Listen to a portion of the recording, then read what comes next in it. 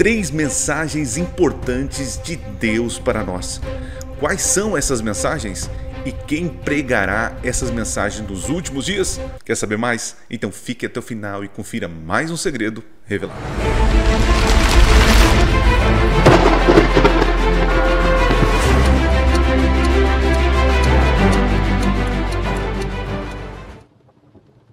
Olá, seja bem-vindo a mais um vídeo do canal Minuto Profético. Hoje nós vamos aqui apresentar o nosso último vídeo da série Apocalipse Agora. Se você não assistiu, seria interessante você assistir os outros 5 episódios. Tá aqui, ó, tudo aqui, todos esses aqui para vocês apreciar.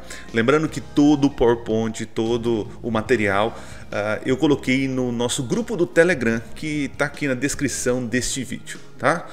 Então aproveite, esse é o último episódio da série que gravei aqui no meu distrito de Monte Azul Paulista, mas eu vou colocar um plus, semana que vem já coloco um plus, que é uma continuação, posso dizer assim, que o tema será as 7 últimas pragas do Apocalipse.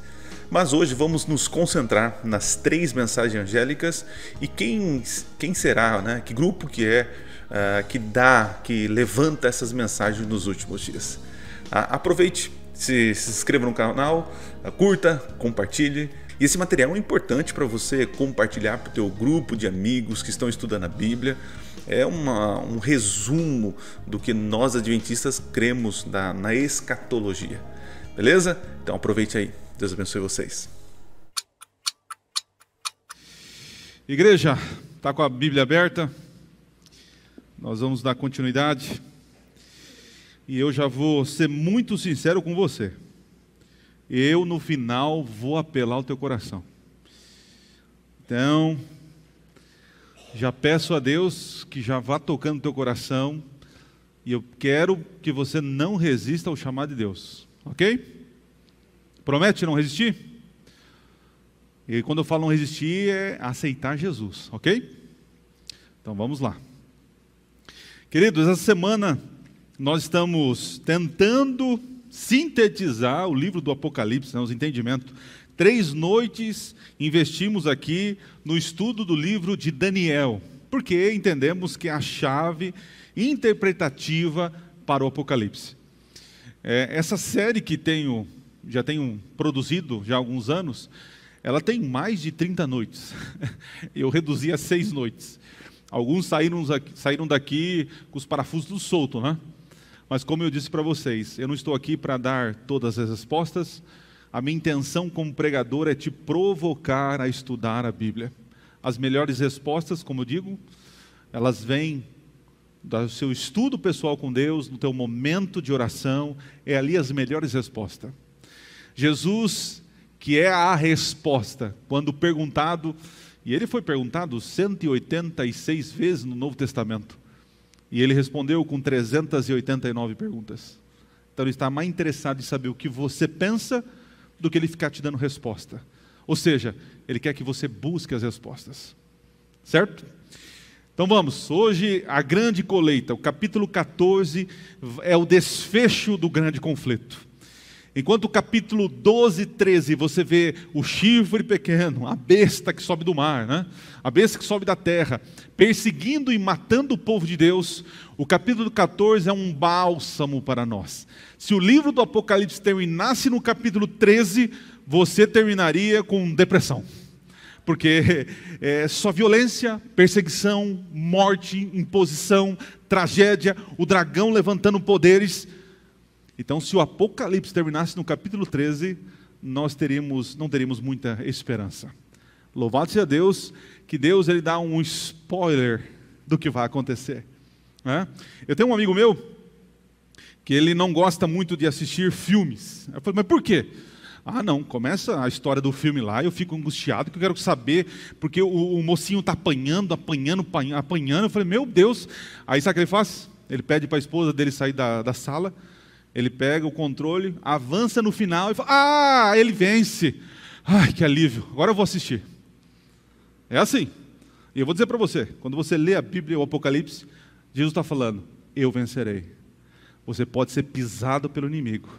A verdade pode ser deitada por terra, mas nós, em Cristo Jesus, venceremos. Amém? Muito bem. Na Bíblia, o termo profetizar, ele é muito amplo. Profetizar não é apenas prever o futuro, como eu disse nas primeiras noites. Profetizar envolve muitas coisas. E eu quero mostrar agora um lado do que é profetizar. Ok? Então abra a tua Bíblia em Mateus capítulo 28. Eu vou ler com vocês rapidamente. Mateus capítulo 28. Depois nós avançaremos para Apocalipse. Nós temos o momento que Jesus, após a sua ressurreição, ele ajunta os discípulos e agora dá a eles uma ordem. E ele é bem específico, né? Mateus 28, a partir do verso 18, diz assim, ó. A minha versão diz o seguinte.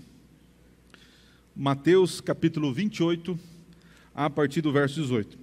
Jesus, aproximando-se, falou-lhes dizendo: toda autoridade me foi dada no céu e na terra. Portanto, vão, façam discípulos de todas as nações, batizando-as em nome do Pai, do Filho e do Espírito Santo, ensinando-as a guardar todas as coisas que tenho ordenado a vocês. E eis que estou com vocês todos os dias, até o fim dos tempos, ou a consumação dos séculos. Jesus aqui dá uma missão para a igreja. Na verdade, eu até perguntei essa semana, né, no Instagram, falar nisso. Essa semana, o meu Instagram, por causa da série e as coisas que nós compartilhamos, conseguimos engajar 204 mil contas do Instagram. É muita gente. E eu fiz a pergunta: a missão tem uma igreja ou a igreja tem uma missão? E a maioria errou. A missão tem uma igreja. A igreja vem depois da missão. Deus é o primeiro missionário. Quando o homem cai, quem procura o homem? É Deus. Deus tem uma missão, salvar o homem. E para isso ele levanta um povo para salvar as nações. Deus poderia pedir para os anjos pregar o evangelho, mas ele escolheu o pastor Adriano, pecador como sou, para pregar. E Deus escolheu vocês, pecadores que vocês são, para pregar. Muitas vezes a gente se sente indigno, né, de falar da graça, do amor, se sente indigno de pregar o evangelho. Quem sou eu? Realmente, você não é nada assim como eu. Mas em Jesus, nós somos dignos, porque Ele escolheu pecadores para salvar pecadores. Então, se sinta da família. Esta igreja é uma igreja de pecadores que quer se encontrar com Jesus Cristo. E nós colocamos a nossa fé e esperança não em nossa vida, mas em Cristo Jesus. Então, profetizar implica obedecer às ordens do Mestre. Profetizar implica ensinar os outros. Cadê? Meu controlinho está funcionando agora. Vou pedir ajuda dos universitários lá. Crer que recebemos do Mestre toda a autoridade para pregar em seu nome. Então, quando você ouvir falar de profetizar, quem foi chamado a profetizar? O pastor? Também. O padre, o bispo, o missionário, todos fomos convocados a profetizar. Claro, tem alguns que Deus levanta e dá um ministério profético de revelações e sonhos. Chamamos eles de profetas. João foi um profeta. E nós cremos que Deus está atuando nos últimos dias e tem levantado e vai levantar pessoas inspiradas por Ele para guiar o povo. Só que louvado seja Deus, que se Ele não levantar profetas, nós já temos tudo revelado. Então não fique buscando revelaçãozinha em igrejas, não vem aqui para ter revelação de Deus, vem aqui para ter comunhão com os irmãos e com Deus, porque revelação necessária você já tem aqui, tá certo? Eu já encontrei amigos meus que falam assim: eu vou lá na igreja ter uma revelação. Lá não é bom nem ir para lá, porque lá a gente não damos revelações, porque nós estudamos o que foi revelado, ok? Muito bem, então, profetizar envolve obedecer às ordens do Mestre, ensinar os outros a serem discípulos. Vamos ver se... Não, hoje não está indo. Recapitulando. Se o selo de Deus é a fidelidade aos mandamentos de Deus, inclusive a guarda do sábado, a marca da besta é a desobediência aos mesmos. Ontem eu falei um pouquinho sobre a marca da besta. Se você não assistiu, não veio aqui, está no canal do YouTube, você pode acessar lá. A marca da besta, ela em si, ela é tudo aquilo que desagrada e vai contra a lei de Deus, inclusive a guarda de um domingo, de um dia que não é o sábado. O selo de Deus. O selo de Deus nada mais é do que a fidelidade que nós temos ao Senhor em tudo, inclusive o sábado. Então, eu que sou fiel pela graça de Deus, eu receberei o selo, não é porque eu guardo o sábado, é porque eu também guardo o sábado, está claro isso? As pessoas receberam a marca da besta não é porque guardam o domingo, mas porque transgridem todas as leis de Deus. Estão entendendo? Às vezes nós criamos o sábado como um ídolo. Aquele que sela os fiéis é o Espírito de Deus. Efésios capítulo 4, verso 30. Ele é o selador. Aqueles que guardam os mandamentos de Deus manifestarão nos últimos dias a fidelidade ao Senhor em tudo, inclusive na observância do quarto mandamento.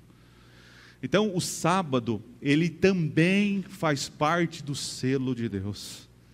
Porque aqueles que guardam todos os mandamentos também guardará qual? O sábado. Agora, tem pessoas que guardarão os outros mandamentos, mas infelizmente vão rejeitar o sábado. E Deus quer que eu e você sejamos fiéis em quanto? 9 mandamentos, 9. Não, todos. E isso implica em compromisso com Deus. Queridos, a graça é maravilhosa, ela perdoa, ela aceita. Jesus ofereceu a sua vida por mim e por você. Só que esse amor não pode ser um amor de verão. Não pode ser uma coisa descompromissada. Aquele que diz que ama Jesus, ele se casa com Jesus. Ele aceita o compromisso. E esse compromisso é um passo de fé. Vocês perderão relacionamentos. Vocês perderão trabalho. Vocês perderão muita coisa aqui na terra. Mas tenha esperança que vocês ganharão uma vida eterna. Paulo diz que morrer para ele, nas situações que ele estava passando, era o quê? Lucro. Mas ele preferia viver para poder ajudar e salvar outras pessoas. Vamos avançar. A imagem da besta são grupos religiosos que imitam e seguem quem? A besta. Lembra que nós estudamos durante a semana, em Daniel fala de um chifre pequeno, que tem boca, que blasfêmia, persegue o povo de Deus, que muda a lei de Deus. Em Apocalipse é ampliado esse chifre num símbolo de uma besta que sobe do mar. Sobe uma outra besta da terra, todos os poderes manipulados por Satanás. E agora a besta do mar recebe uma cópia, se faz uma cópia. Se a besta do mar é o poder romano-papal, a imagem dela são os grupos religiosos que abraçaram suas crenças. Interessante, né? Eu converso com muitos irmãos evangélicos e eles dizem assim, não precisa, esse negócio de guardar o sábado, isso aí foi cravado na cruz.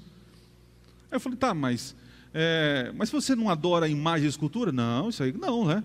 Ué, mas se a lei foi cravada na cruz, então vamos adorar outros deuses. Não, faz parte da lei. Eu falei, mas a mesma lei que tem não adorar imagens, tem lá, lembra-te do dia? E qual a diferença? Então, queridos, nossos irmãos não têm problema com a lei de Deus. Eles têm problema com uma lei, o sábado. O sábado. Eles acabaram abraçando um dia que o poder romano criou. Se eu guardo o sábado, eu rendo graças e adoração ao Deus Criador. Não é assim que a Bíblia diz? E quem adora outro dia está rendendo graças e adoração ao seu Criador. Ok? Os fiéis que guardam os mandamentos de Deus e mantêm o testemunho de Jesus serão perseguidos por esses poderes. Muito bem. Quero agora situar vocês novamente na linha do tempo. estudamos o livro de Daniel, capítulo 2, 7, 8 e 9, e vimos que eram profecias para o tempo do fim. Agora João, ele tem revelações para o tempo do fim, seguindo a mesma linha de Daniel, porém ampliado. E nós vamos localizar o capítulo 12, 13 e também o 14 que nós vamos estudar hoje. O 12 é quando o Satanás, o grande dragão, persegue a mulher, lembra? A mulher vestida do sol, com os pés na lua, e nós identificamos que é o povo de Israel que estava para dar luz ao Messias, porque Jesus veio dos judeus, a lei veio dos judeus, Jesus veio para os judeus, mas com a sua morte abraçou todos os povos. E louvado seja Deus, porque eu não sou judeu. E pela graça de Cristo eu sou enxertado na videira, como diz Paulo. Né? Então o capítulo 12 inicia antes da volta de Jesus, com a vinda de Jesus. Depois, Satanás, usando o Império Romano, ele tenta matar Jesus. Então já temos aí, no primeira década deste, do primeiro século. Depois o Messias volta para o céu, Satanás perde a batalha no céu. Eu coloquei ali uma data, 31 da nossa era. Avançando. O capítulo 12 então termina com Satanás perseguindo o povo de Deus, e ele não consegue destruir o povo de Deus. E no capítulo 13, Satanás agora levanta dois poderes, para que unidos persigam e mate o povo de Deus. Esse é o capítulo 13. Besta do mar, após receber uma ferida, começa a se curar. Lembra do tratado de Latrão que falei para vocês? Esta besta recebe uma ferida mortal, no capítulo 13. Uma cabeça é cortada. Mas agora, esse poder começa um processo de cura, para que a cabeça volte ao poder. A besta da terra aparece no cenário e concede autoridade. A besta da terra, nós estudamos e vimos que é um poder político, representado por uma nação. Qual nação? Os Estados Unidos da América. Através da política, do poder econômico, vai conceder autoridade a esse poder religioso.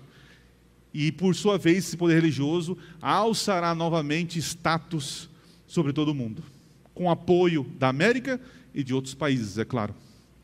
Capítulo 13 mostra que a besta da terra, ela cria uma imagem, ou seja, além de dar autoridade para o poder romano, vai dar autoridade também para as religiões que saíram de Roma. Nós chamamos de protestantismo apostatado. Por que apostatado, pastor? Porque abandonaram verdades na Bíblia. E eu falei de algumas, e vou repetir aqui. Uma delas é a guarda do sábado, abandonaram, a imortalidade da alma, e também o falso dom de profecia. Veremos mais adiante. Quem não obedecer às leis são privados dos seus direitos. Apareceu, estava do outro lado ali. Olha lá, são privados. Olha lá. Quem não obedecer às leis são privados dos seus direitos e sofrem o que, gente? Perseguição. É a marca da besta que nós falamos ontem. Tá certo? O que mais? Capítulo 14. O capítulo do 14 é um bálsamo. Por quê? Enquanto Satanás está perseguindo o povo de Deus está escondido. No capítulo 14 não. O povo de Deus está fazendo o quê? Cumprindo a missão, profetizando.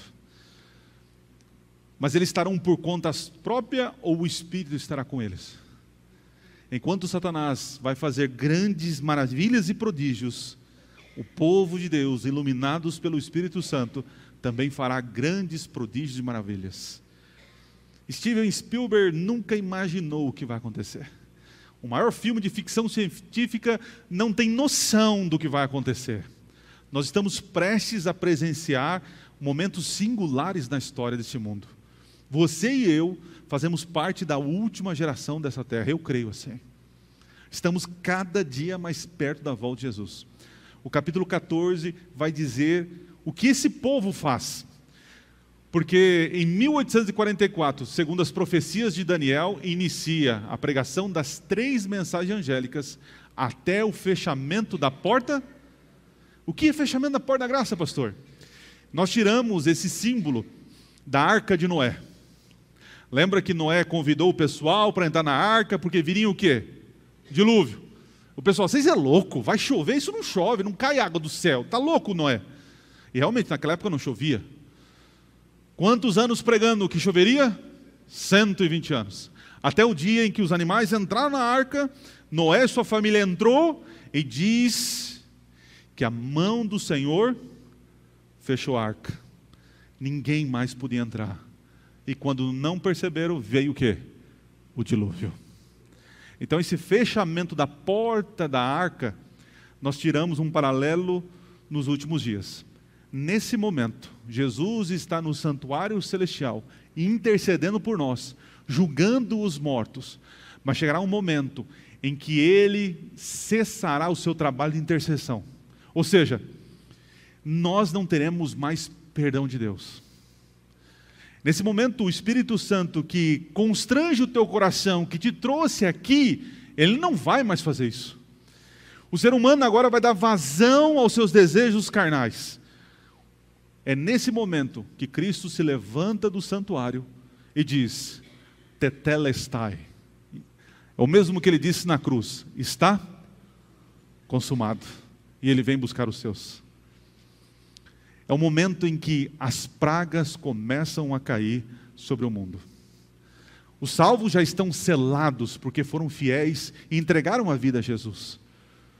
Mas os infiéis sofrerão os juízos de Deus. As 3 mensagens angélicas estão registradas em Apocalipse capítulo 14. Nós vamos ler uma por uma. Vá lá, Apocalipse capítulo 14. Apocalipse capítulo 14. Eu vou dar só um exemplo, eu vou ler os primeiros versos com você, para que você tenha noção daquilo que eu tenho repetido várias vezes aqui nas noites aqui. Que o livro do Apocalipse ele é dividido em blocos. E cada bloco, ele avança na revelação, mas depois faz o quê? Retrocede. Depois avança novamente. Termina o capítulo 13 com Satanás perseguindo o povo, matando o povo. E o 14, quando começa, é João vendo um povo salvo. Olha aí no texto. Diz assim, ó. Olhei e eis que o Cordeiro estava em pé sobre o monte Sião. E com ele estavam 144.000, que tinha escrito na testa o nome do Cordeiro, o nome do seu pai. Ouvi uma voz do céu, como o som de muitas águas, como o som de um forte trovão. A voz que eu vi era como de arpistas que quando tocam as suas harpas. Entoavam um cântico novo, diante do trono, diante dos 4 seres viventes e dos anciãos. Ninguém podia aprender o cântico, senão os 144.000 que foram comprados da terra. Esses são os que não se macularam com mulheres. Você que esteve essa noite já entendeu que mulheres significa o quê? Povo. Povo. Não se macularem com mulheres, porque são virgens. Eles seguem o Cordeiro por onde quer que vá. São os que foram comprados dentre todos os seres humanos, primícias para Deus e para a glória, para o Cordeiro. E não se achou mentira na sua boca, não tem mácula. É um livro muito simbólico. Só esse pedacinho daria uma noite para a gente destrinchar. Mas o que é importante dos primeiros versos é que João, depois de ver tanta perseguição, Deus dá um bálsamo para ele, porque ele vê esse povo que foi perseguido agora junto com Cristo na Nova Jerusalém, protegidos, santos, incontamináveis, purificados, salvos em Jesus, cantando e celebrando a vitória. Ok? Esse é um livro muito simbólico, não leve ao pé da letra essa questão de virgindade aqui. Então, caberia um dia eu explicar para vocês. Então tem pessoas aí que já não vão para o céu, né? Os virgens, só os virgens. Não é bem assim. Ah, pastor, então são 144.000 que serão salvos? Calma, é um número simbólico. Ah, quem sabe um dia a gente fala sobre isso. Só para vocês terem curiosidade, né? O número 12, que representa o povo de Deus, elevado à potência de 1000, dá quanto? 144.000. Então 12 é povo geral de Deus. 144.000 representa os salvos, os fiéis do povo de Deus. Entende? Em outro momento a gente continua. O meu foco de interesse nessa noite é a partir do verso 6, que vai tratar agora. João viu o povo, né, salvo, protegido. Só que agora João vai ver o que esse povo estava fazendo na terra antes de ser salvo. Verso 6. Vamos lá? Capítulo 14, verso 6, diz o seguinte: vi outro anjo voando pelo meio do céu, tendo um evangelho eterno, para pregar os que se assentam sobre a terra, a cada nação, tribo, língua, povo, dizendo em grande voz: temei a Deus e dá-lhe glória, pois é chegada a hora do seu juízo, e adorai aquele que fez o céu e a terra, o mar e as fontes das águas. O que seria isso? Vamos destrinchar verso por verso aí. Começando, diz que tem um anjo voando com o evangelho eterno. Esse ser alado, João vê realmente um anjo voando, mas isso não é literal. Isso são símbolos, como eu expliquei para vocês, que representam situações. Esse mensageiro são pessoas que estão pregando o evangelho por completo. É o evangelho eterno. Não tem mudança, sombra de variação. O fato desse mensageiro estar com asas, ele está é um mensageiro que tem urgência. É urgência, é rápido, vamos. Então, o anjo voando representa urgência. E ele está pregando o evangelho eterno. Gente, o verso que nós lemos, Mateus 28, 18 ao 20, é Jesus mandando os seus discípulos pregarem o quê? Pregarem o quê? O evangelho, a todas as nações. Nesse momento nós temos uma missão que toda a igreja tem: pregar sobre Jesus Cristo, a graça e a salvação. Porém, no Apocalipse, nós temos um complemento dessa mensagem.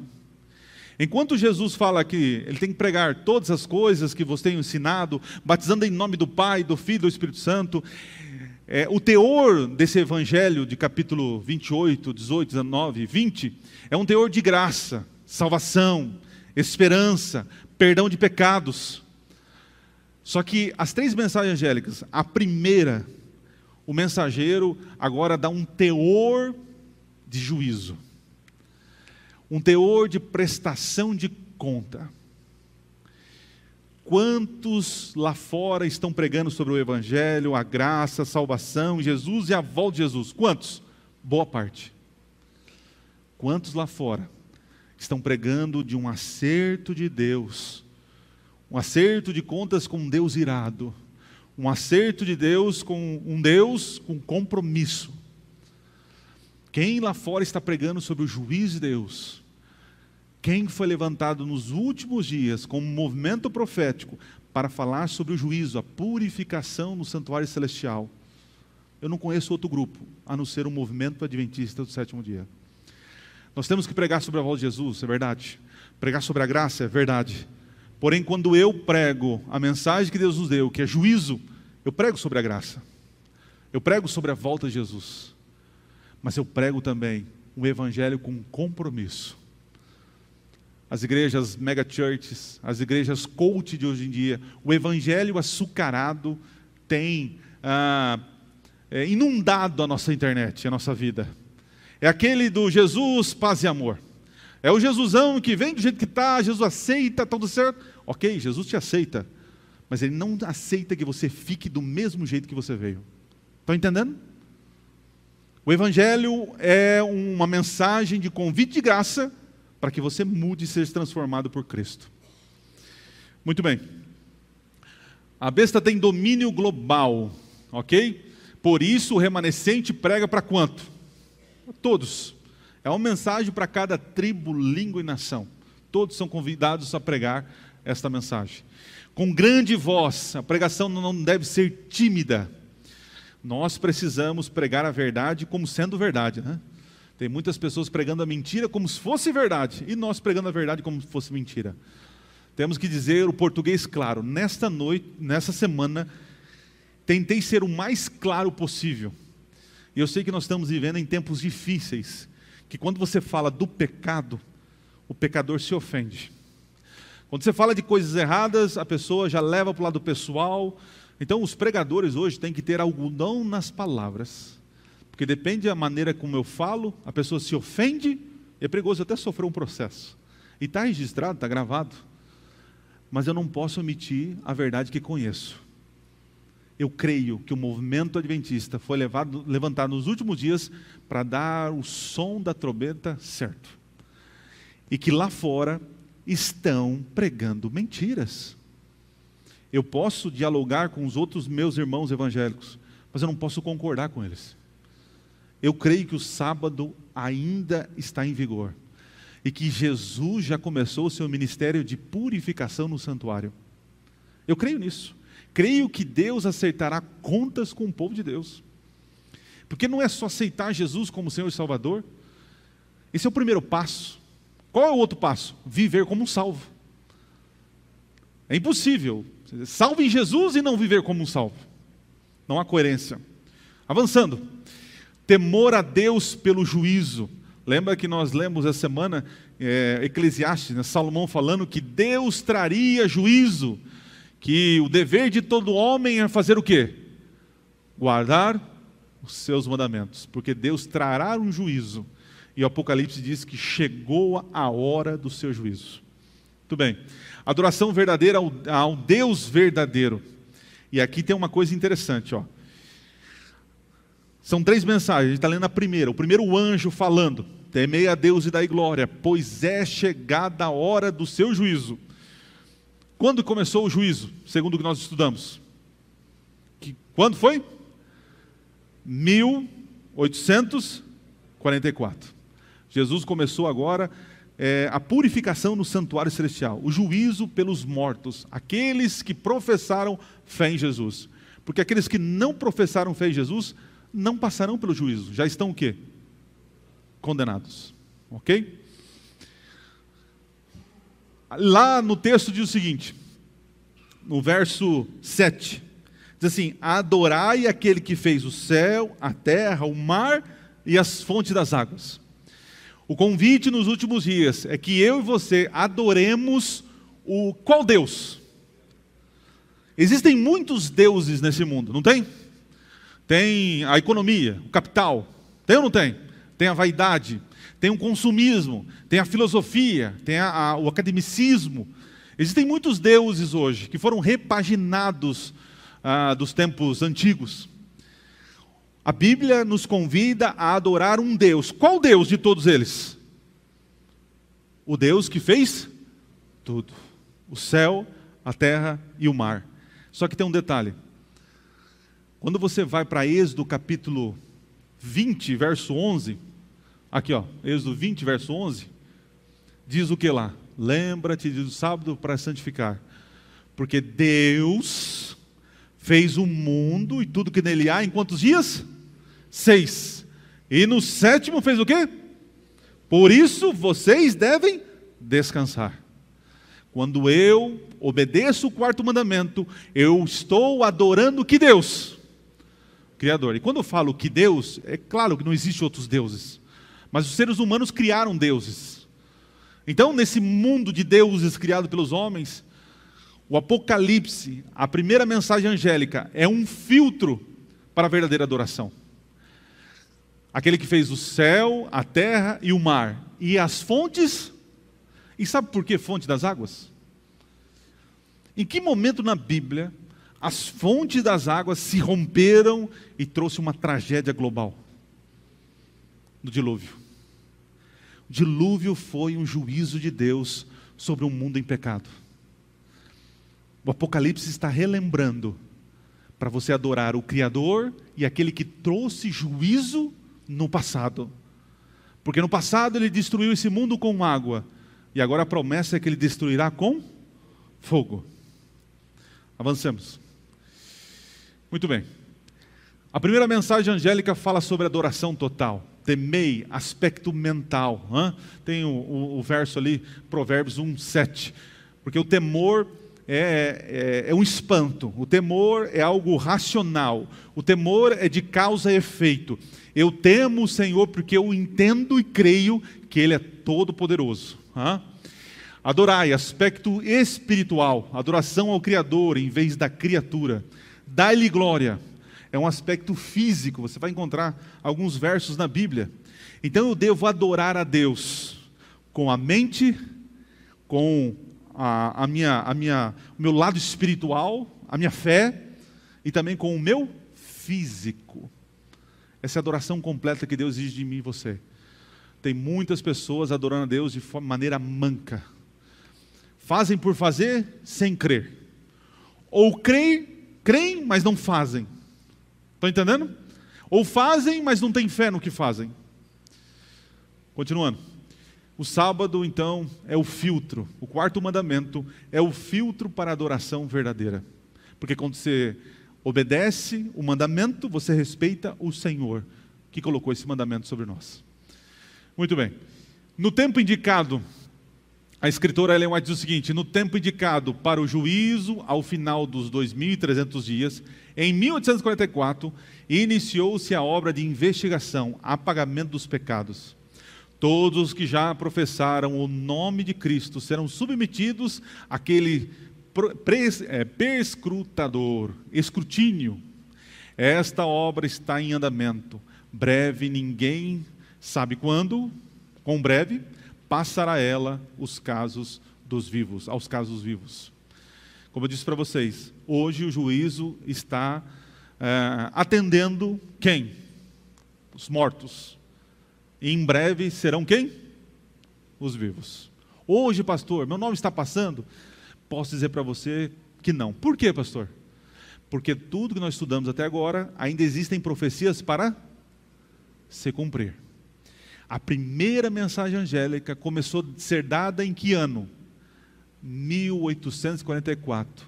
Quando começa o juízo no céu, Deus levanta um povo para dar esta mensagem. E desde então essa mensagem tem sido dada. Começou o juízo. Temei a Deus e dai glória, pois é chegada a hora do seu juízo. Ok? Essa é a primeira mensagem. Vamos para a segunda? Verso 8 da sua Bíblia. 14, verso 8. O segundo mensageiro diz assim, ó. João olhando, diz assim, ó. Seguiu-se outro anjo. O segundo dizendo, caiu a grande Babilônia, que tem dado de beber a todas as nações do vinho da fúria da sua prostituição. Apocalipse 14, verso 8. É a mensagem mais curta, porém a mais densa. Vou explicar por quê. A segunda mensagem, ela faz menção à Babilônia. Lembra dessa imagem que nós estudamos? Quem representava a cabeça de ouro? Babilônia. E o seu rei, Nabucodonosor. Muito bem. A expressão no Apocalipse diz assim, ó, caiu a grande Babilônia. 2 vezes. No passado, Babilônia, pega a ideia aqui, ó, é importante. Babilônia era uma cidade, certo? Que tinha um imperador chamado Nabucodonosor. O que tinha de diferente nessa cidade? A forma de governo de Nabucodonosor era diferente de todas. Nabucodonosor conquistava as cidades, ele não destruía por completo, ele deixava um povinho lá. Mas o que tinha de melhor naquela cidade? Políticos, religiosos, sacerdotes, economistas, artesãos, o que tinha de melhor? Pegava ali e levava para onde? Para a Babilônia. Nabucodonosor foi muito esperto, conquistador. Tudo que era melhor de todos os lugares ele trazia para onde? Babilônia. A cidade de Babilônia, você tem que entender que é uma cidade diferenciada. Por quê? A cidade era cercada por uma muralha assim, extraordinária. E no meio da cidade passava um braço de um rio, o rio Eufrates. Então a cidade era fechada, só que era irrigada por um rio que passava por dentro. Ou seja, Nabucodonosor podia fechar os seus portões e ficar ali por anos e anos fechado, porque teria água, espaço para plantar e armazenar os seus grãos. Eles usavam as próprias muralhas como silos para guardar os alimentos. Era uma cidade intransponível. Babilônia era um exemplo para todas as nações, o seu poder. Só que, de acordo com Daniel capítulo 5, Babilônia caiu. Por que Babilônia caiu? Quem lembra? Ciro, dos Medos e Persas, não conseguia entrar em Babilônia. Teve uma ideia. Qual é a ideia? Eu vou abrir uma valeta, vou desviar o curso do rio, e a água de Babilônia vai o quê? Secar. E o exército dos medos, do Ciro, né? Ele entrou por baixo dos portões. E naquela noite, sem ninguém perceber, Babilônia caiu. Em toda a sua glória. Secou-se as águas. E Babilônia foi tomada e caiu. O Apocalipse vai pegar essa cidade literal, com seu imperador literal, com seus costumes, e vai traduzir isso em um símbolo, falando de uma Babilônia espiritual. A Babilônia do Apocalipse é um ajuntamento, um aglomerado de filosofias, de religiões, de costumes, de tradições contrárias àquilo que Deus quer. No Apocalipse você tem a cidade de Babilônia, símbolo do pecado e da transgressão. Mas você tem a Nova Jerusalém, símbolo de pureza, habitação dos santos. A contrafação. Satanás tem Babilônia. Deus tem a Nova Jerusalém. Então o que é Babilônia, pastor? Babilônia não é uma igreja, são várias igrejas. Babilônia não é apenas uma ideologia, são várias ideologias. É um ajuntamento de crenças que são contrárias a Deus. Assim como no passado, Babilônia secou-se as águas, foi tomada e caiu, a segunda mensagem angélica diz que essa Babilônia do futuro, ela também vai cair. No passado caiu literalmente. No futuro, ela vai cair como? Como se combate mentiras? Como se derruba e desmascara mentiras? Com verdade. Babilônia está pregando mentiras, ensinando mentiras, mas Deus levanta um povo nos últimos dias para pregar o quê? Verdade. Deus não levantou um povo para levantar bandeiras e partir para agressão, para briga, debates, intrigas, confusão. Cuidado, viu? Você que é protetor da verdade. Deus não chamou você para debater, para ficar atacando, chamando os outros de mentiroso. Deus chamou para você testemunhar daquilo que você aprendeu. Cuidado. Tem muita gente atacando, né, tentando defender a verdade, mas está sendo instrumento de Satanás. Porque quem cria divisão, quem que é? Satanás. Que adianta você ganhar um debate e perder o debatedor. Cristo não fazia isso. Muito bem. Então a mensagem está dizendo que Babilônia vai cair. Essa é a segunda mensagem angélica. A primeira é, começou o juízo. A segunda é, a Babilônia, que está pregando mentiras, vai ser desmascarada, porque esse grupo está pregando a verdade. Avançando. Diz que Babilônia tem um vinho da sua prostituição.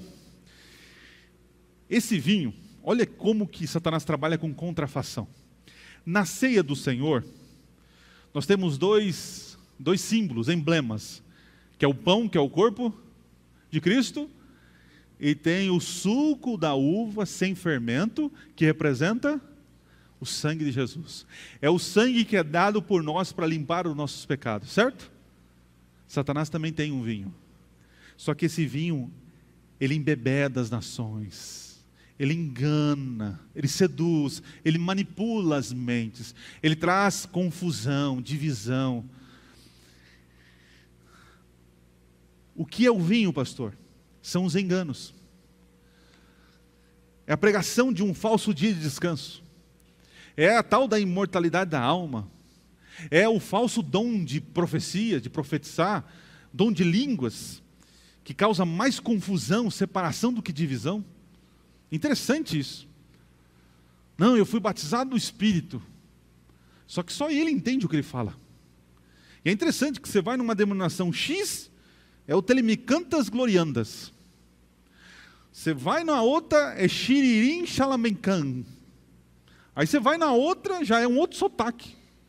Ué, mas não é uma língua? Olha a confusão. De acordo com a Bíblia, o dom de língua não é isso. O dom de língua tem um objetivo. Qual o objetivo? Pregação do Evangelho. Ah, pastor, mas quando eu falo em línguas eu me edifico. Amém. Deus te abençoe. Mas Paulo diz que não é para se levantar no meio dos outros e ficar falando em língua se ninguém. E se falar, quem tem alguém para fazer o quê? Vai interpretar. Então esse mover do Espírito para muitos hoje, é eu cair, é uma experiência sensorial. Eu não estou dizendo que quando o Espírito ele tem um encontro, nós temos um encontro com Ele, Ele emociona, realmente. Eu não estou negando a experiência de muitos, mas cuidado para não sentimentalizar a fé. A fé é racional. Eu creio porque existe uma razão. E o mover do Espírito é para convencer a gente do pecado, da justiça e do juízo. Olha só, do juízo. O Espírito, nesses últimos dias, está convencendo a gente do pecado, da justiça em Cristo e do quê? Juízo. Mas parece que esse Espírito que está por aí não fala de juízo. Fala apenas de se sentir bem. Cuidado. O sagrado foi profanado, a lei de Deus foi profanada por Babilônia. Avançando. Olha que texto interessante da escritora Ellen White. A mensagem do segundo anjo de Apocalipse, capítulo 14, foi primeiramente pregada no verão de 1844, como eu já disse para vocês. A mensagem do segundo anjo, porém, não alcançou o completo cumprimento em 1844. As igrejas experimentaram então uma queda moral, em consequência de recusarem a luz da mensagem do advento. Mas essa queda não foi completa. Continuando a rejeitar as verdades especiais para este tempo, têm elas caído mais e mais. Contudo, não se pode ainda dizer que Babilônia caiu e que todas as nações deu a beber do vinho da ira da sua prostituição. Ainda não deu de beber a todas as nações. Então veja, a primeira mensagem angélica começou a ser dada quando? 1844. A segunda é, caiu a grande Babilônia. Pergunto, isso se cumpriu? Não. Ainda a Babilônia está dando das suas mentiras. Mas chegará um momento em que os remanescentes que estão pregando a verdade vão desmascarar Babilônia. E Babilônia vai? Querem ver isso na Bíblia? Vou dar um spoiler para vocês. Apocalipse 18, abra sua Bíblia. Quando que isso acontece, pastor? Ainda não aconteceu? Não, não aconteceu, mas vai acontecer. Apocalipse 18, verso 1. Olha que imagem linda. Apocalipse 18, verso 1 diz assim: depois destas coisas, vi descer do céu outro anjo. Interessante que um anjo é uma figura de mensageiro. Só que esse anjo é diferente de todos. É um anjo que tinha grande o quê? E a terra se iluminou com a sua glória. E então exclamou com potente voz, dizendo: caiu a grande. Nós cremos que esse é um momento singular na história, em que o Espírito Santo será concedido de maneira exagerada, na sua plenitude sobre nós. No passado, em Atos capítulo 2, diz que houve o derramamento do Espírito Santo, não foi assim? Aí os apóstolos falaram em línguas, fizeram milagres, e o evangelho começou a avançar, certo? Nós cremos num segundo derramamento, ou uma manifestação, em que o Espírito Santo usará com poder e muita glória a igreja. E nessa hora, nós pregaremos com mais força. E as mentiras de Babilônia serão desmascaradas. Isso acontecerá. Escreve aí. Estamos para ser usados pelo poder do Espírito Santo. Deus tem derramado gotas do Espírito nesses dias. Mas chegará um momento que cairá uma chuva sobre nós. Amém? Perceberam que não é pela minha força, não é pela tua expertise, não é pelo seu conhecimento bíblico, não é por nós, mas é através de quem? De Deus. Não se preocupe, cuide da tua vida, da tua família, cuide da tua comunhão com Deus, porque Deus vai cuidar de você. Se você cuida das coisas de Deus, Deus cuida das suas coisas. Avancemos. Vamos para a terceira e última mensagem. E agora é uma mensagem apelativa. Continuando. Seguiu-se esse outro anjo, o terceiro, dizendo em grande voz: se alguém adora a besta, e quem também? A besta é o poder romano papal, certo? Quem é a imagem da besta? Grupos religiosos que seguem os mesmos princípios. E quem se submete a esses poderes, diz que então recebe o quê? A marca na fronte ou sobre a mão. Por que na fronte, pastor? Porque é aqui que você decide, querido. É aqui que você decide o senhorio da tua vida. É o senhorio de Cristo ou desses poderes? E por que na mão, pastor? É porque quando eu decido, eu manifesto a minha decisão através das obras. Por isso, aquele que aceita Jesus aqui, precisa manifestar aqui, no dia a dia, que está andando com Cristo. Você não é agente secreto de Jesus. Aquele que diz que aceitou Jesus e de um por acaso nega Jesus diante dos homens,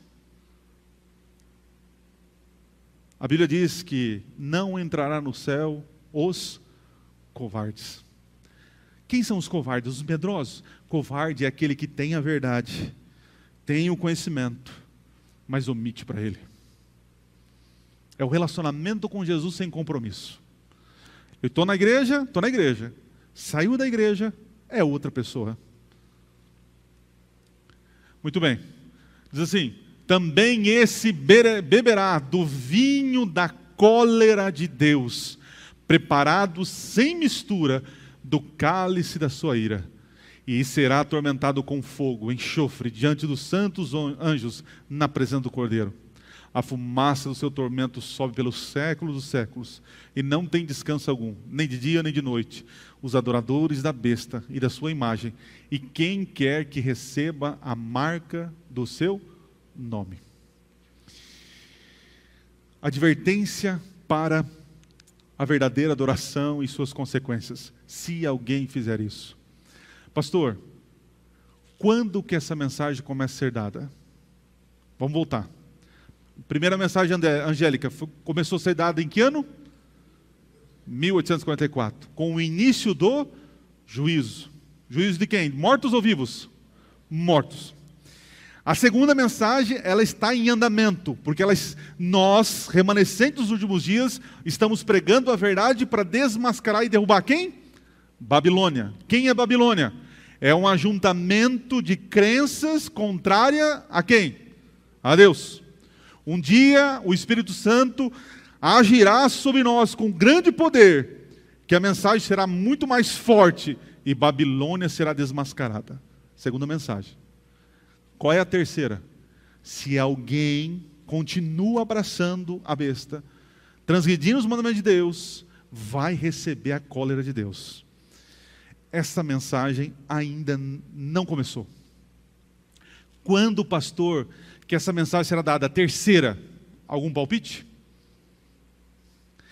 Quando os poderes desta terra se unirem e fazer com que o mundo se submeta ao senhorio dela, impondo leis, inclusive a santificação de um dia espúrio.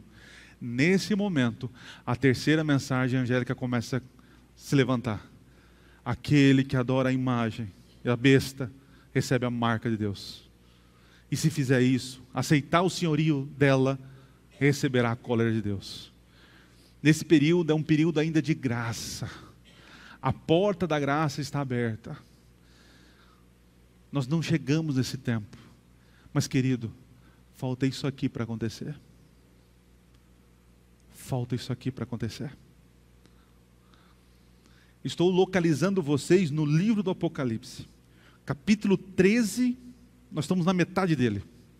Capítulo 14 para nós já é o início para o fim. Lembra que eu falei para vocês que na literatura apocalíptica, qual é o principal? É o que está na ponta ou o que está no centro? No centro.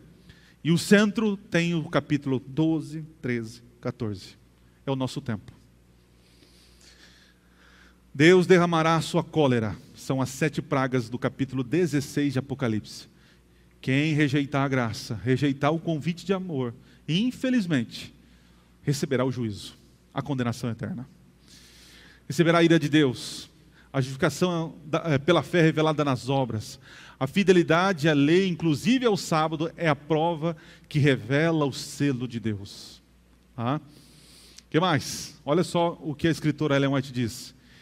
Quem quer que obedeça ao 4º mandamento, verificará que está traçada a sua linha divisória entre ele e quem mais? O sábado é uma prova, não uma exigência humana, mas a prova de Deus. É aquilo que distinguirá os que servem a Deus dos que não. Em torno deste ponto sobrevirá o derradeiro e grande conflito da luta entre o verdade e o erro. Ela apenas conclui aquilo que nós adventistas acreditamos. O sábado, em algum momento, será um divisor de águas daqueles que adoram a Deus e daqueles que não adoram. Conclusões.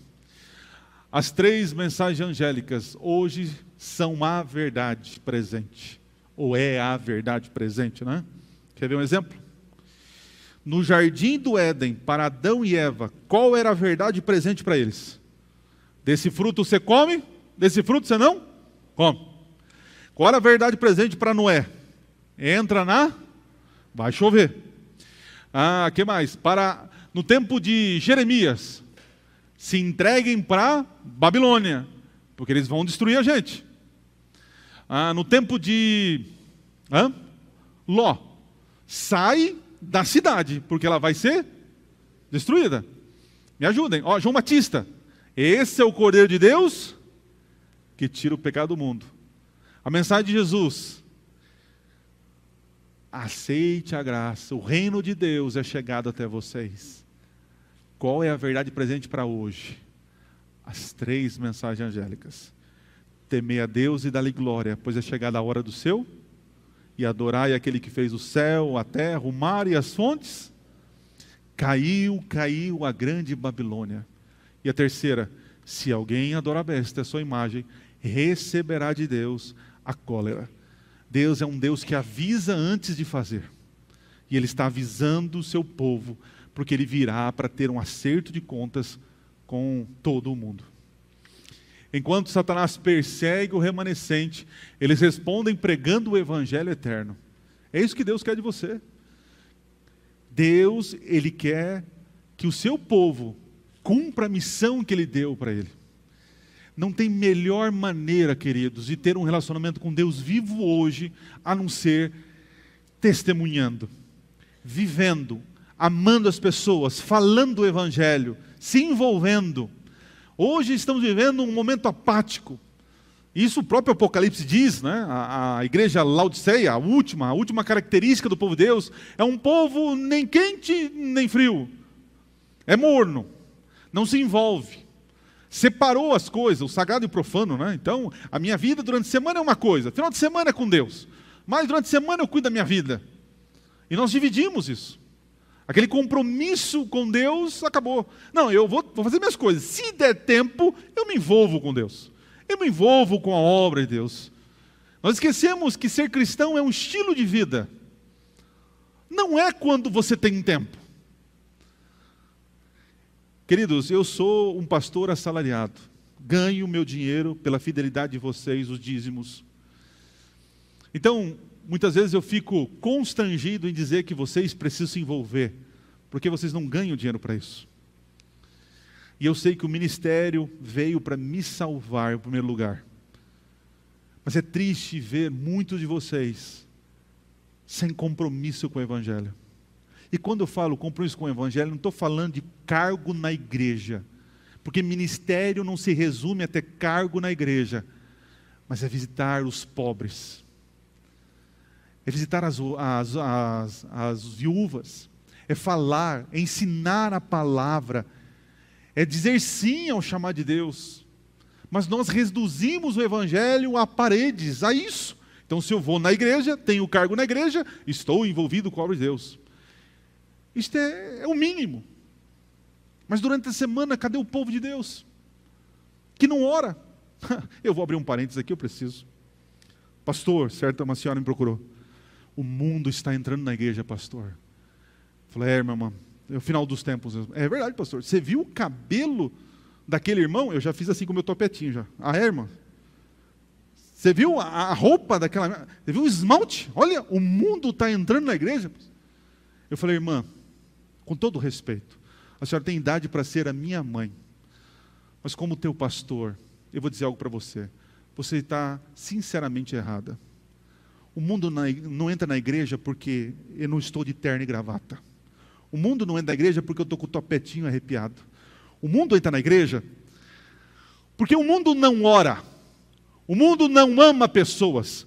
O mundo não se envolve com aquilo que é bom e sagrado. Quando o crente não ora, ele é mundano. Quando o crente não ama pessoas e não perdoa, ele é mundano. Por isso que o mundo está entrando na igreja. Não é pela roupa, não é pela aparência, mas é pelo coração que não ama, que prefere paredes e rituais e situações em detrimento de pessoas. O mundo entra na igreja não é por causa do esmalte, é pelo olho que olha o pecado, em vez de amar o pecador. Queridos, o mundo tem entrado na igreja pela nossa falta de compromisso com o Senhor. É claro que aquele que anda com Cristo, a sua maneira de se portar é diferente. Mas não queira pontos culturais, costumes, santificar isso, para dizer que isso é crente fiel. Que isso? Sabe o que é um crente fiel? Vou dar um exemplo. Comissão de igreja. Um se levanta e fala assim, pastor, fulano de tal está fazendo tal coisa. Nós precisamos ir levar ele, acertar isso aqui, pastor. Tenho que acertar. Nós temos que ter zelo com a igreja. Estão defamando a igreja lá fora, difamando. Esse fulano que é tão respeitado na igreja está aprontando. Todo mundo está sabendo, pastor. Só você não está sabendo. Precisamos acertar a situação. Isso é zelo com as coisas de Deus. Eu falei, precisa tomar uma atitude mesmo. Aí levanta uma outra pessoa e fala assim, pastor, antes de fazer isso, eu me comprometo a visitá-lo e conversar com ele. Pergunto, queridos, quem é que tem zelo na obra? Esse que queria a cabeça do irmão ou aquele outro que queria lá conversar e visitá-lo? Vocês estão confundindo zelo com briga, zelo com ditadura, zelo com força. Zelo é cuidado. Jesus tinha zelo pelo evangelho, mas ele cuidava primeiramente de quem? De pessoas ou costumes? Pessoas. Costumes a gente vê depois. Precisamos nos envolver com o evangelho. As mensagens angélicas convidam, as mensagens angélicas convidam as pessoas para a adoração ao Deus verdadeiro. Pregar sobre o juízo eminente também é pregar sobre a graça, a salvação, o amor de Deus e a volta de Jesus, sem retirar o acerto de contas com Deus irado. O que faremos? Final das 3 mensagens angélicas, talvez você nunca reparou. No final das mensagens diz o seguinte: aqui está a perseverança dos santos, os que guardam os mandamentos de Deus e têm a fé em quem? Muito bem, esse é o remanescente que prega nos últimos dias. Tem a fé em Jesus e guarda todos os mandamentos. Então ouvi uma voz do céu dizendo, escreve, bem-aventurados os mortos, que desde agora morrem em quem? Sim, diz o Espírito, para que descansem das suas fadigas, pois as suas obras os acompanham. Nos últimos dias dessa terra, Deus não está preocupado se você vai viver ou morrer, mas se você em vida está guardando os mandamentos e confiando em Jesus Cristo. Muitos daqui serão perseguidos, muitos terão pertences que serão tomados, muitos serão afastados dos seus entes queridos, muitos se sentirão longe do Senhor, muitos serão resgatados no último momento. Se você quer entender mais sobre isso, você adventista, pelo amor de Deus, leia O Grande Conflito. É um comentário inspirado que nos ajuda a entender a Bíblia. Leia O Grande Conflito. Esse foi o livro que me abriu os olhos. Eu conheci um rapazinho e ele me falava sobre a Bíblia. Eu era de uma igreja, eu não vou dizer a igreja, mas é uma congregação cristã que está no Brasil. Só que eu era um crente que não estudava, não lia a Bíblia. Porque foi ensinado para mim que a revelação, o Espírito Santo só atua na igreja. Então orar e estudar a Bíblia em casa não pode. Porque o Espírito só revela dentro da onde? E eu ficava refém do que o cooperador e quem foi que subisse lá falasse. Porque eu não podia ler a Bíblia. Mas esse garoto me falava da Bíblia, de versos bíblicos. E eu corria em casa e lia. E lia. Eu falei, nossa, mas tem isso na Bíblia? É, Adriano, vamos estudar? Vamos. Aí ele falou, tem um livro aqui. E era uma outra edição, um grossão assim, né? Eu devorei esse livro em uma semana.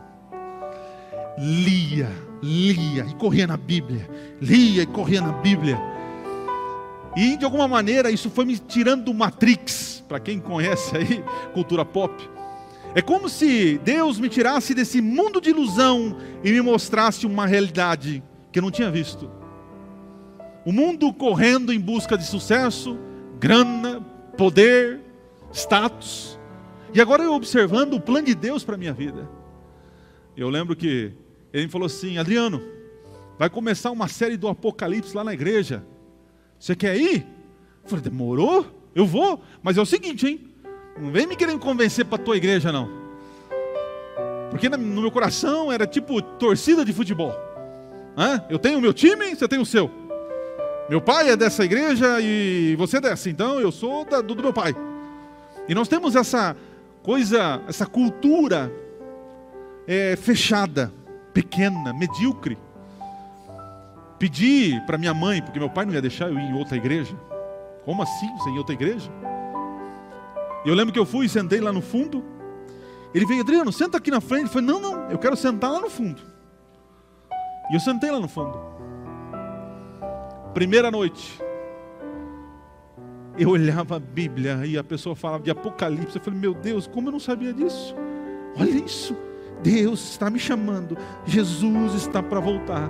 Preciso aceitar Jesus. Porque o Jesus que eu conheço, quer dizer, eu não conhecia Jesus. Eu conhecia uma igreja que falava em línguas que eu não entendia nada e que não me ensinava a palavra. Estava me amortecendo o meu conhecimento. E eu lembro que cada noite, foram 20 noites. Vocês estão vindo 6. Eu fui 20 noites. Um moleque, pobre, ignorante, sozinho lá no fundo, com uma Bíblia pequena, tudo surrada, lendo. Porque eu não aceitava que me desse outra Bíblia, porque eu tinha a minha. Não, vai que essa outra Bíblia é adulterada. Eu tenho a minha. E com a minha eu ia lá, e eu estava. Eu sei que eu fui me envolvendo, estudando. Vários conflitos chegaram na minha casa, mas muitos. A ponto do meu pai ser contra. Já contei para vocês aqui. Mas eu decidi que não importava o que acontecesse na minha vida, eu precisava ser coerente com aquilo que eu acreditava. Que o Senhor da minha vida não seria minha família, mas é o Deus da Bíblia.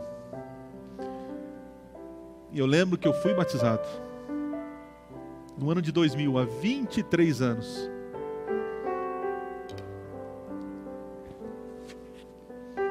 Mas eu não sabia que depois de 23 anos eu estaria aqui como ministro do Evangelho para falar de Jesus para você. Jesus tem mudado a minha vida. De um garoto simples do interior para alguém que já levou várias, centenas de pessoas para os pés de Cristo. E meu ministério não será completo e feliz se você também não aceitar Jesus. Tudo que foi feito durante essa semana é para despertar em você o amor por Jesus Cristo. Eu estou um pouco enferrujado no Apocalipse, até disse para um amigo meu, porque eu entendi que o Apocalipse nada mais é da revelação do Cristo que me ama, que me salvou. Eu entrei para a igreja convencido de uma verdade doutrinária, mas no meio do caminho eu fui convertido por um amor imensurável e descobri que através do Evangelho eu tenho uma clara menção do plano de Deus para mim. As profecias me atraíram para o Cristo, só que foi o amor de Cristo que me alcançou verdadeiramente. Talvez durante essa semana você foi convencido de verdades. Amém por isso. É o primeiro passo. Mas nós temos que ir para um segundo passo. É um passo de fé, em que diz: Senhor Jesus, eu quero me comprometer. Eu não tenho forças, não sei o que vai acontecer, mas estou convencido de uma verdade. Estou convencido do que é verdade para mim, mas ainda não estou convertido. Tenho meus erros, tenho minha vida, tenho minhas coisas para serem feitas, mas eu quero andar com o Senhor. E eu queria convidar aquele que entendeu isso essa semana, que foi convencido de uma verdade, mas quer ser convertido pela graça e o amor de Cristo. E eu falei que ia apelar para vocês, e tem gente nessa noite. Quero te chamar aqui. Eu quero que você diga ao céu: Senhor, eu preciso viver essa verdade. Quando você se levantar, será um testemunho para outras pessoas que estão ali com medo. Não tenha medo do Evangelho. Eu quero orar com você. Esse é um momento difícil na minha vida, mas eu preciso apelar. E eu não queria ficar sozinho aqui. Se você tem um amigo aí que quer vir, mas não tem coragem, pega na mão dele, vem para cá. Mostre para o universo de que lado você está do grande conflito.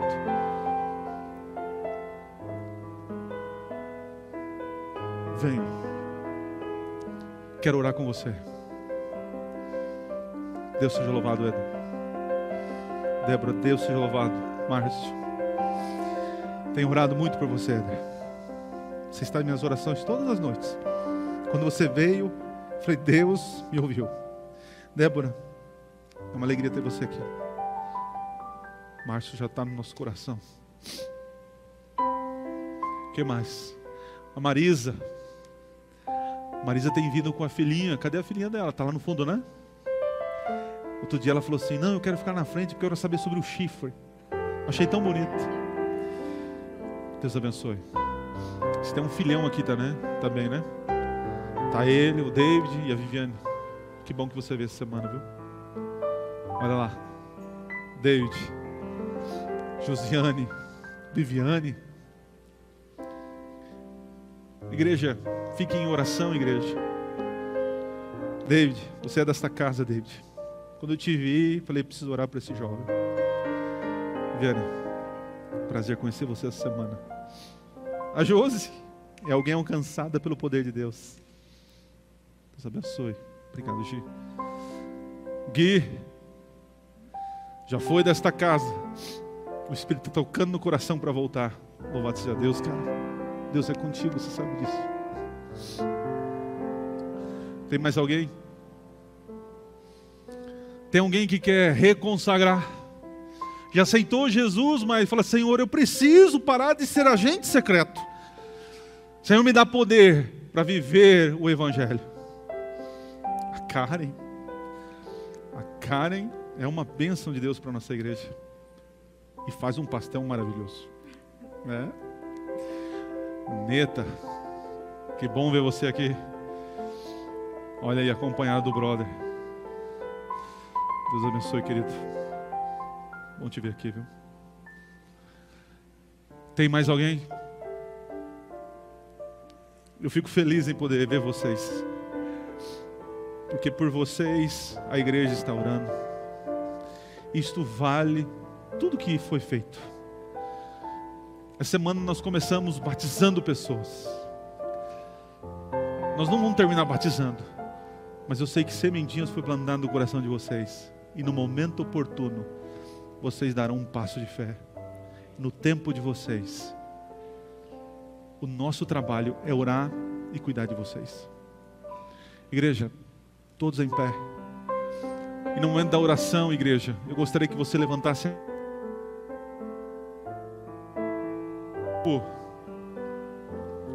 Tenha poder.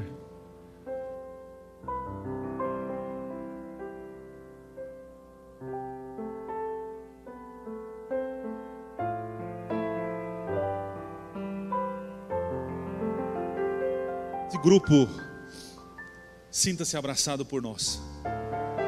Que esse grupo tenha a mesma esperança nossa, que em breve Jesus voltará. Vamos orar. Paizinho querido, é por esses que o Senhor planejou esta semana. O Senhor tem cuidado, o Senhor tem se revelado a eles. E eu tenho certeza, Pai, que o Senhor não vai desamparar eles, Pai.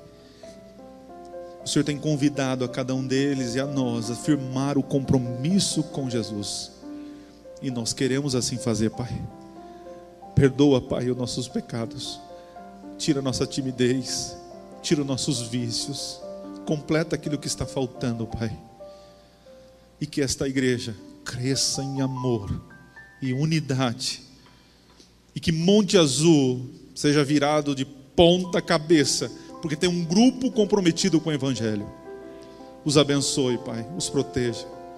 Abençoe a nossa igreja, nossos familiares, irmãos que não vieram, pessoas que estão assistindo pela transmissão. Que teu Evangelho, a tua paz alcance todos eles. E eu quero pedir mais uma vez, como tenho pedido sempre, desde o primeiro dia que estive nessa igreja, como ministro do Evangelho, quero pedir ao Senhor que a graça de Jesus, o amor de Deus o Pai, e o poder, a consolação do Espírito Santo esteja sobre esse grupo e sobre toda a igreja. E a igreja diga: Deus abençoe vocês. Vão na paz do Senhor. Parabéns pela decisão. Um dia selaremos a decisão de vocês ali no tanque. Igreja, abrace.